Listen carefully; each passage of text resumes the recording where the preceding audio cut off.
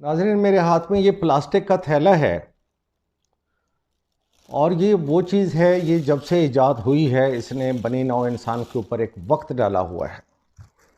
एक वक्त था कि जब हम बाज़ार में शॉपिंग के लिए जाते थे, हम गोश्त सब्ज़ी लेने जाते थे तो हमारे पास ये एक रिवायती कपड़े का थैला होता था।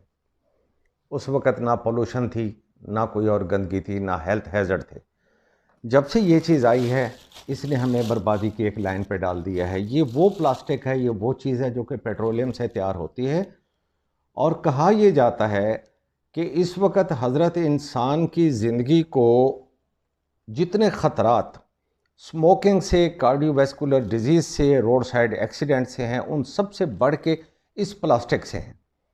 और अगर प्लास्टिक बनने की शरह यही रही जो आजकल है और जिस हिसाब से हम इसको कंज्यूम कर रहे हैं, तो सन 2050 तक समंदर में डाले जाने वाले प्लास्टिक का वज़न मछलियों के वज़न से भी ज़्यादा हो जाएगा। आप अंदाज़ा लगाइए।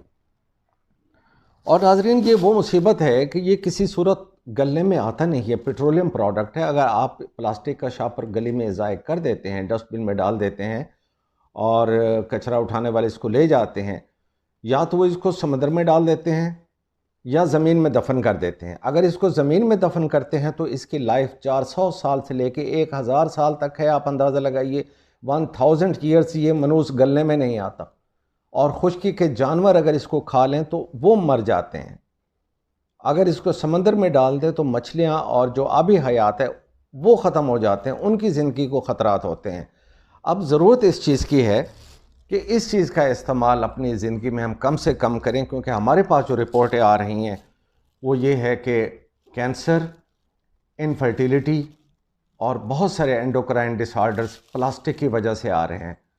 आप जस्ट इमेजिन कि हम सुबह सवेरे नाश्ते के लिए अगर मार्केट में जाते हैं तो चने और नान जो हमें दिया जाता है वो भी इसी शॉपर में होता है। शॉपर में डालते हैं तो ये प्लास्टिक पिघल के उन चनों के अंदर शामिल हो जाता है और हमारे नाश्ते में शामिल हो जाता है। आपको फौरी तौर पे इसके बुरे असरात नज़र ना भी आएँ, मगर ये कन्फर्म कार्सिनोजेनिक है। मैं आप सबको वार्न करता हूँ कि मेहरबानी करके आप इसका इस्तेमाल कम से कम रखिए।